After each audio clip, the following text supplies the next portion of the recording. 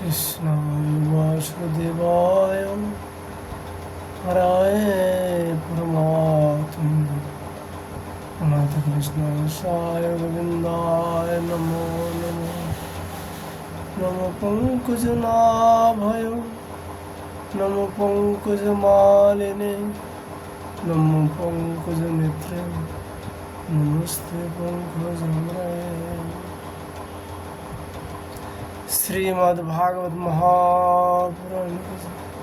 रुद्री विशाल भगवान की जय। नर नारायण भगवान की जय। नारद जी भगवान की जय। श्री कृष्ण देव व्यासदेव भगवान की जय। सुखदेव गोस्वामी की जय। परीक्षित जी महाराज की जय। सूत जी महाराज की जय। शौनक आदि ऋषियों की जय। श्रोताबिंद की जय। भक्तबिंद की जय। श्रीमद्भागवत महापुराण की जय। श्री गुरु महाराज की जय। जय जय श्री राधेश्याम निताई गौर हरि बोल। आज यहाँ आलोचना का विषय वस्तु है श्रीमद् भागवत जी का दशम स्कंदो त्रयोविंश अध्याय यज्ञ पत्नी पर भगवान श्री कृष्ण जी का कृपा।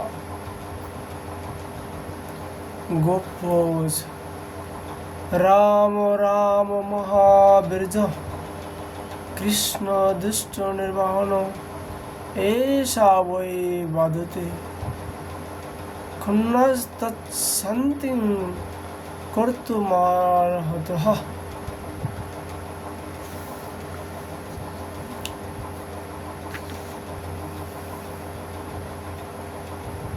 ग्वाल वालों ने कहा, नयन अभिराम बलराम तुम बड़े पराक्रमी हो। चित्तो चोर श्याम सुंदर तुमने बड़े बड़े दुष्टों का संहार किया है। उन्हीं दुष्टों के समान यह भोग वे हमें सता रहे हैं, अथवा तुम दोनों इसे भी बुझाने का कोई उपाय करो। श्री शोगोवाच इति विज्ञापितो गोपैर्भगवान् देवकीसुतः भक्ताया विप्रभर्जाया प्रेषितं निदमब्रवीत्। श्री सुखदेव गोस्वामी जी परीक्षित से कहा, परीक्षित, जब ग्वाल वालों ने देवकी नंदन भगवान श्री कृष्ण से इस प्रकार प्रार्थना की तो उन्होंने मथुरा की अपनी भक्तों ब्राह्मण पत्नी पर अनुग्रह करने के लिए यह बात कही।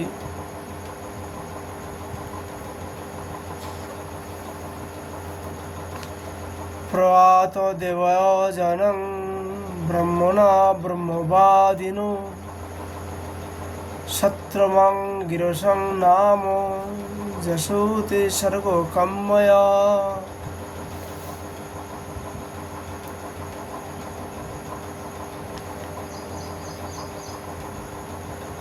मेरे प्यारे मित्रों, यहाँ से थोड़ी ही दूर पर वेदवादी ब्राह्मण स्वर्ग की कामना से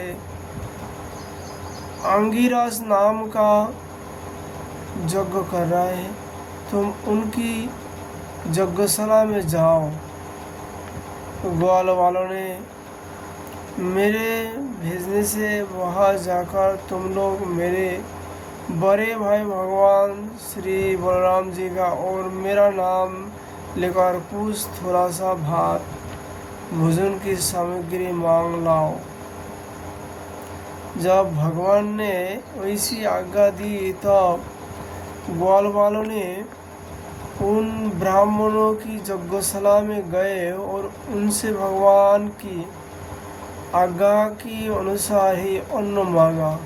पहले उन्होंने पृथ्वी पर गिरकर दंडवत प्रणाम किया और फिर हाथ जोड़कर कहा,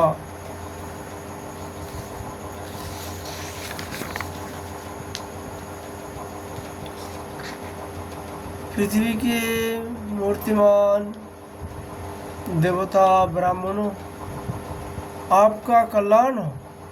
आपसे निवेदन है कि हम ब्रज के ग्वाले हैं।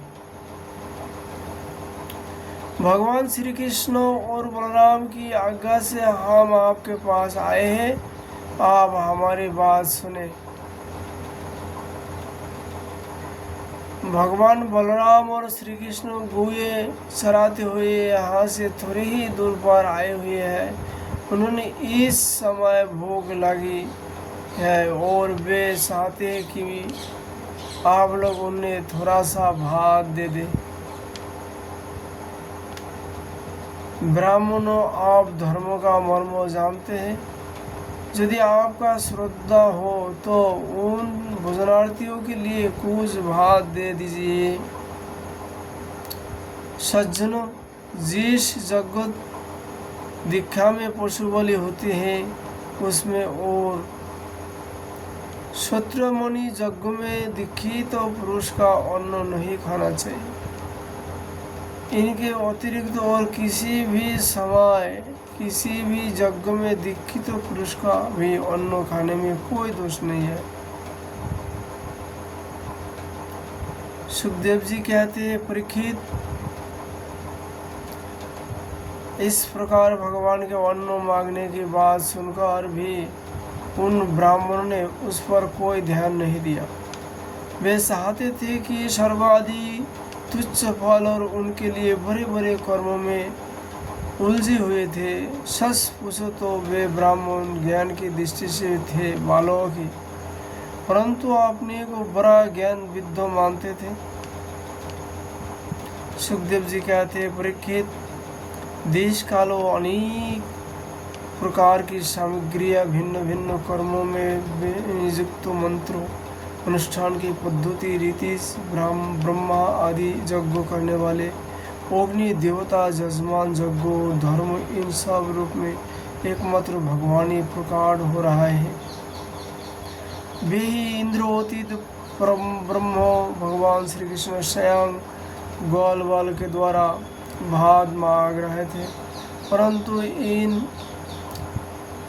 मूर्खों ने जो अपने को शरीर ही माने बैठे हैं, भगवान को भी एक साधारण मनुष्य ही माना और उनका सम्मान नहीं किया।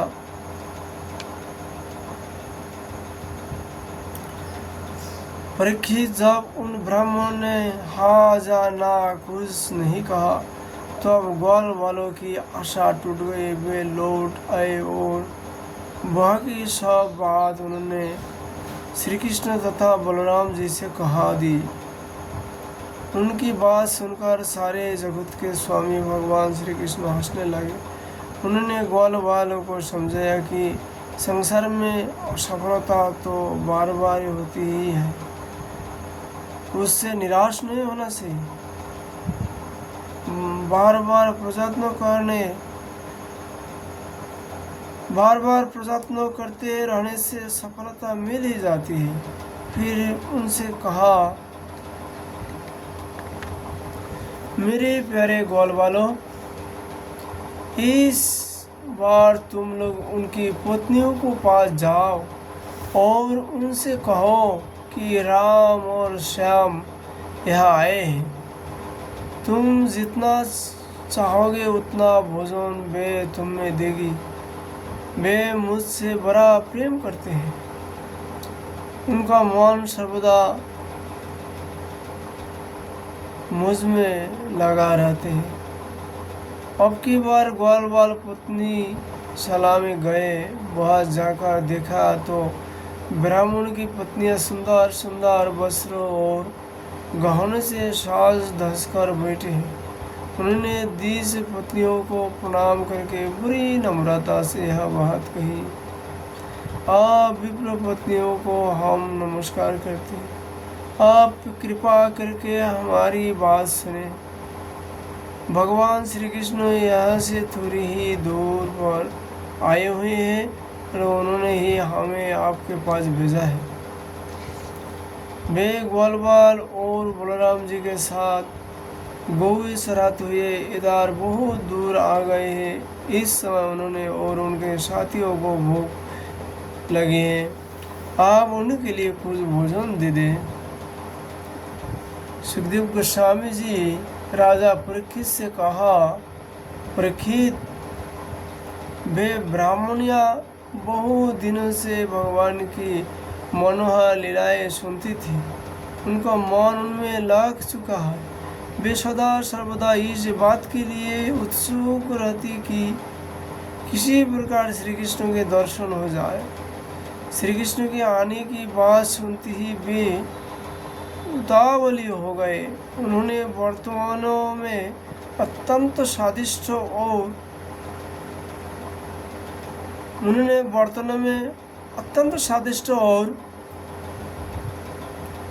हितकार भक्को भोज्य लेहो और शस्य सारों प्रकार की भोजन सामग्री ले ली तथा भाई बंधु पति पुत्रों के रोकते रहने पर भी अपने प्रियतम भगवान श्री कृष्ण के पास जाने के लिए घर से निकल पड़ी। ठीक वैसी जैसे नदियाँ समुद्र के लिए क्यों ना हो, ना जाने कितनी दिन से पवित्र कीर्ति भगवान श्री कृष्ण के गुण लीला सौंदर्य और माधुर्य आदि का वर्णन सुनकर उन्होंने उनकी चरणों पर अपना हृदय निसावार कर दिया था। ब्राह्मण पत्नियों ने जाकर देखा कि जमुना के तट पर नए नए कपोलों से शोभायमान अशोक वन में ग्वाल बालों से घिरे हुए बलराम जी के साथ श्री कृष्ण इधर उधर घूम रहा है।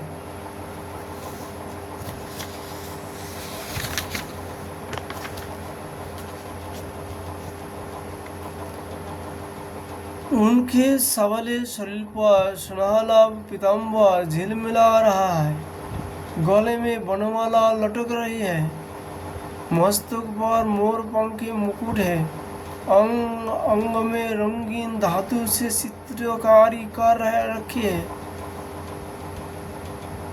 नए नए कपड़ों के गुच्छे शरीर में लगाकर नटका सा बीज बना रखा है।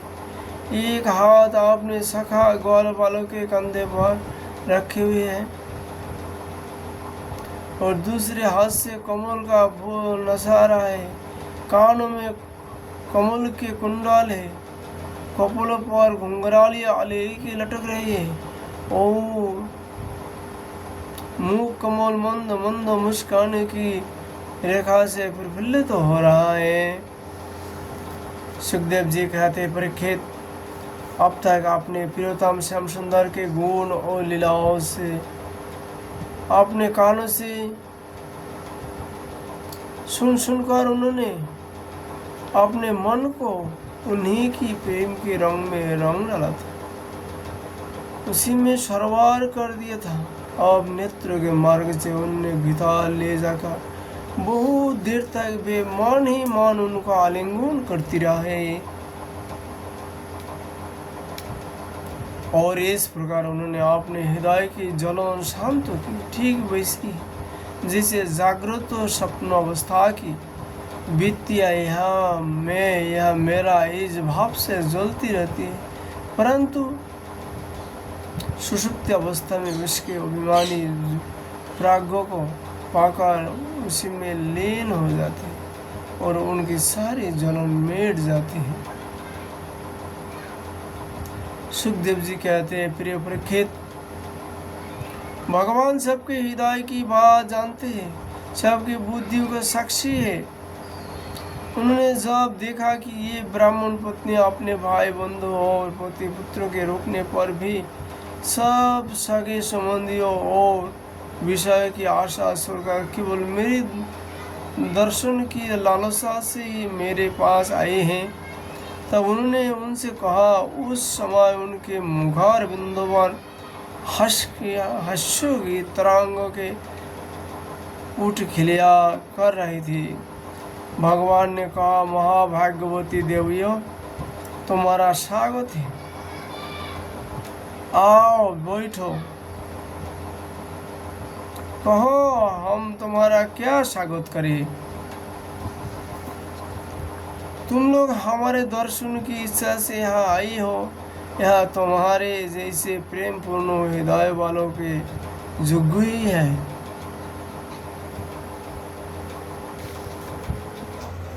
इसमें संदेह नहीं है कि संसार में अपनी सच्ची भलाई को समझने वाले जितने भी बुद्धिमान पुरुष हैं, वे अपने प्रियतम के समान ही मुझसे प्रेम करते हैं, और वैसा प्रेम करते जिसमें किसी प्रकार की कामना नहीं है, जिसमें किसी प्रकार की व्यवधान, संकोच, सिपाप, दुविधा या द्वैत नहीं होता।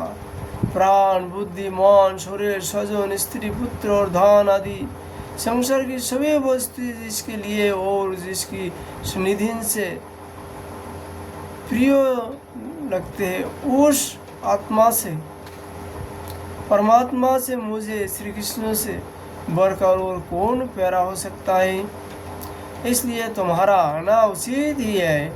मैं तुम्हारी प्रेम का अभिनंदन करता हूँ, परंतु अब तुम लोग मेरा दर्शन कर चुकी, अब अपनी यज्ञशाला में लौट जाओ। तुम्हारे पोती ब्राह्मण, गृहस्थ और वे तुम्हारे साथ मिलकर ही अपना यज्ञ पूर्ण कर सकेंगे। ब्राह्मण पत्नी ने कहा, मैं वंग विवरति भगवान भवान गदितुं नृशंसं सत्तं पृष्ठा निगमं तव पादमूलं प्राप्ता वयं तुलसीदाम पदार्पशिष्टं केशै निर्वाणो मतिलंघयं समस्त बंधन।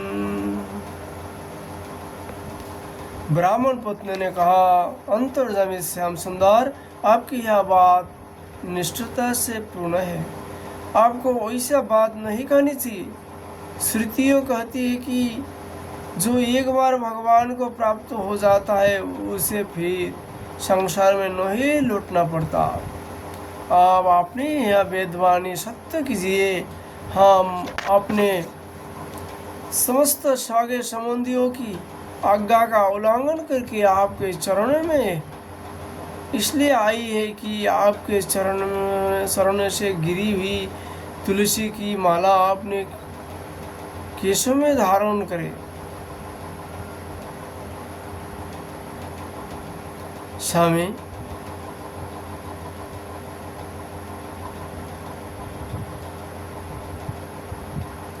अब हमारे पति, पुत्र, माता पिता, भाई बंधु और स्वजन संबंधी हमें स्वीकार नहीं करेंगे, फिर दूसरी की तो बात ही क्या है। वीर शिरोमणे, अब हम आपके चरण में आ पड़े हैं, हमें और किसी का सहारा नहीं है, इसलिए अब हमें दूसरों की शरण में ना जाना पड़े, वैसे व्यवस्था कीजिए। भगवान श्री कृष्ण ने कहा, पाताय नभ्यश्वेरन् पितृभ्यतृ सुतादयो लोकात्सवो मयोपेता देवाय अपनुमन्नन्ते। भगवान श्री कृष्ण ने कहा, देवियों, तुम्हारे पति, पुत्र, माता पिता, भाई बंधु कोई भी तुम्हारा तिरस्कार नहीं करेंगे। उनकी तो बात ही क्या, सारा संसार तुम्हारा सम्मान करेगा। इसका कारण यह है, अब तुम मेरी हो गई हो, मुझसे युक्त हो गई हो। देखो ना, ये देवता मेरी बात का अनुमोदन कर रहा है।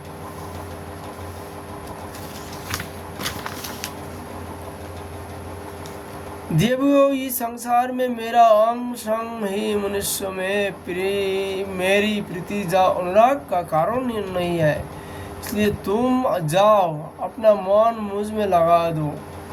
तुम्हें बहुत शीघ्र मेरी प्राप्ति हो जाएगी। श्री सुखदेव जी कहते हैं, इत्युक्तां द्विजपत्नस्ता जग्गवाटां पुनर्गतः ते चानुसूयवुषामि स्त्रीभिः सत्रमोपारायण।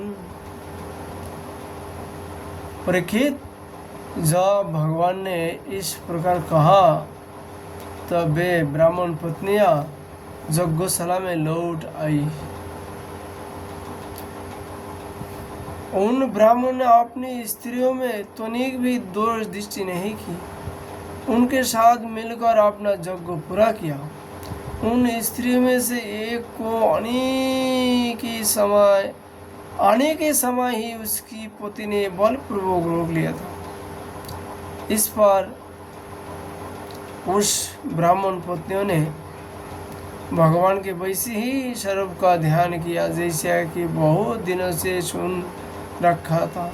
जब उसका ध्यान जम गया तब मन ही मन भगवान का आलिंगन करके उसने कर्मों के द्वारा बने हुए अपने शरीर को छोड़ दिया।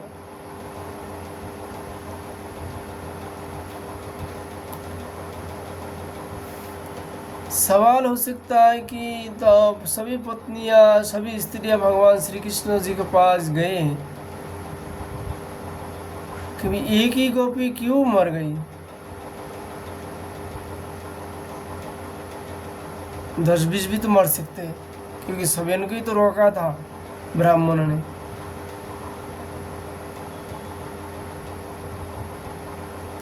इसका कारण ये है कि इजी गोपी अपने पति ने रोकने का बाद ये अपने शरीर छोड़ दिया।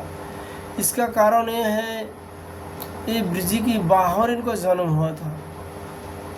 ब्रज की बाहर जन्म होने पर शरीर अपवित्र रहता है, इसलिए अपवित्र शरीर लेके भगवान के पास नहीं जाता है साक्षात रूप में। इसलिए इनको भगवान की इच्छा से इन्होंने शरीर छोड़ दिया है।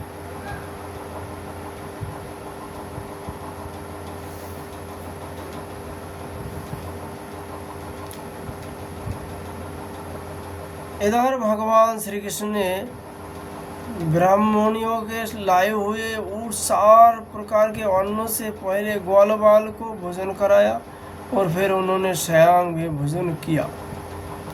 सुखदेव महाराज कहते हैं, परीक्षित, इस प्रकार लीला मनुष्य भगवान श्री कृष्ण ने मनुष्य की इसी लीला की और अपने सौंदर्य माधुर्य वाणी तथा कर्मों से ग्वाल और गोपियों को आनंदित तो किया और स्वयं भी उनके अलौकिक प्रेम रस का आस्वादन करके आनंदित हुए।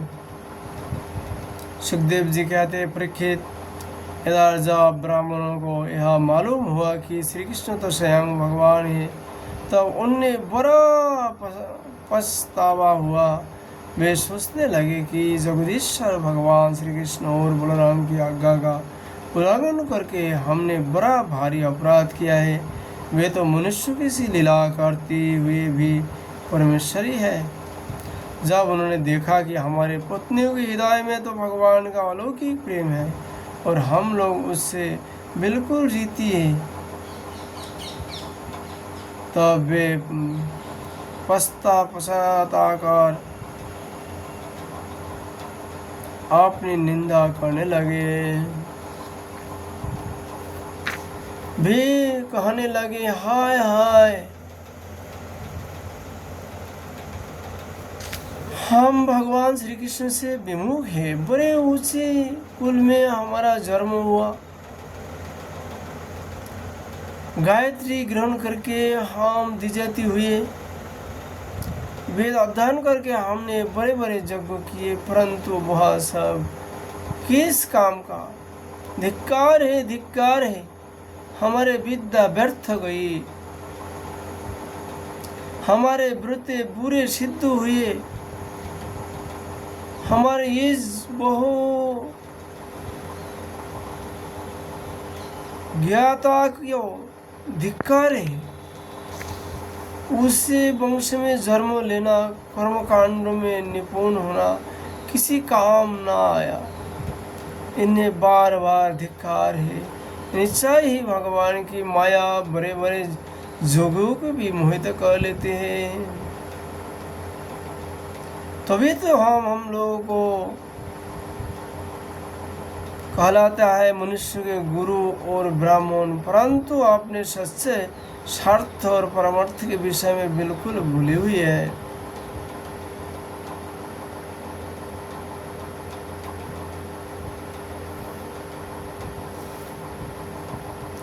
कितनी आश्चर्य की बात है, देखो तो सही। यद्यपि ये स्त्री है तथापि जगत गुरु भगवान श्री कृष्ण में इनका कितना अगाध प्रेम है, अखंड अनुराग है।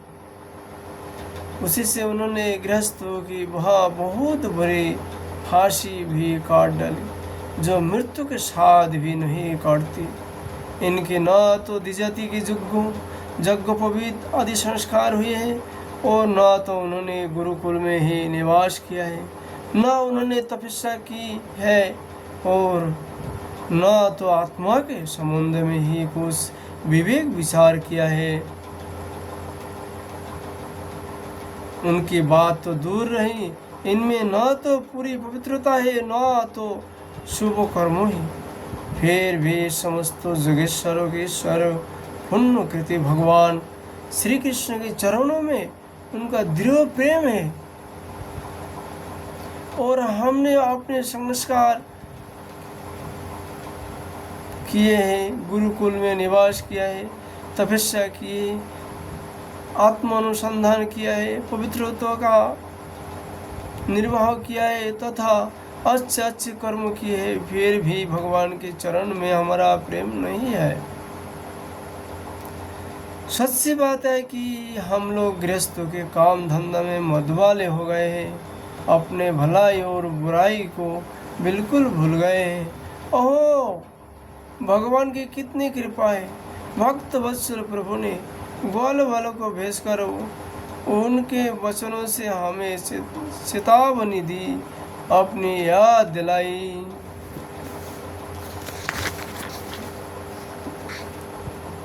भगवान स्वयं पूर्ण काम है, और कैवल्य मुख्य पर्यंत जितनी भी कामना होती है उनको पूर्ण करने वाला है। यदि हमें चाहते नहीं कहना होता है तो उनका हम शरीर के क्षुद्र जीवों से प्रयोजन है कि ही क्या हो सकता है। अवश्य है उन्होंने इसी उद्देश्य में मांगने का बहाना बनाया, अन्यथा उन्होंने मांगने की भला क्या आवश्यकता थी। स्वयं लक्ष्मी अन्य सब देवताओं को छोड़कर और अपनी चंचलता गर्भ आदि दोषों को परित्याग कर केवल एक बार उनके चरणों कमलों का स्पर्श पाने के लिए सेवा करती रहती है। वही प्रभु किसी से भोजन की याचना करे, यह लोगों को मोहित करने के लिए नहीं तो और क्या। देश काल वित्त सामग्रिया उन कर्म में विनियुक्त मंत्र अनुष्ठान की पद्धति रीति जोगनी देवता जजमान यज्ञ और धर्म और भगवान की ही स्वरूप है। वे ही जोगेश्वरों के भी ईश्वर भगवान विष्णु स्वयं श्री कृष्ण के रूप में यदुवंशियों में अवतीर्ण हुए हैं। यह बात हमने सुन रखी थी, परंतु हम इतनी मूर्ख है कि उनने पैसा नहीं सके। यह सब होने पर भी हम धन्य है, हमारे अहोभाग्य है। तभी तो हमें वैसे पत्नियां प्राप्त हैं। इनकी भक्ति से हमारी बुद्धि भी भगवान श्री कृष्ण के विशाल प्रेम से युक्त हो गई है। प्रभु आप अचिंत और अनंत औषधियों के स्वामी है। श्री कृष्ण आपका ज्ञान अबाध है।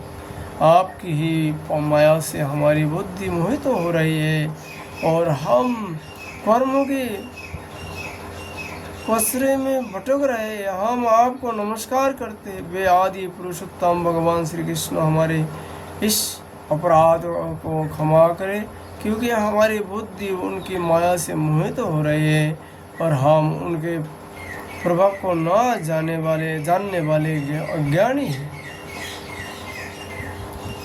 सुखदेव जी कहते, परीक्षित, उन ब्राह्मणों ने श्री कृष्ण का तिरस्कार किया था, अतः उन्हें अपने अपराध की स्मृति से बड़ा पश्चाताप हुआ और उनके हृदय में श्री कृष्ण बलराम के दर्शन की बुरी इच्छा हुई, परंतु कंस के डर के मारे वे उनका दर्शन करने न जा सके।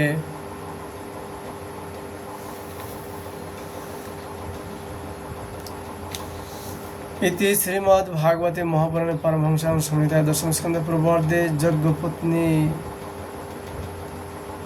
उद्धरण नाम 13वां अध्याय। आज हम लोग श्रीमद् भागवत जी की कथा यह विश्राम करता हूँ। राधा माधव जी की कृपा होने पर फिर हम लोग ठाकुर जी का लीला का श्रवण कीर्तन करने का प्रयास करूँगा। राधे राधे।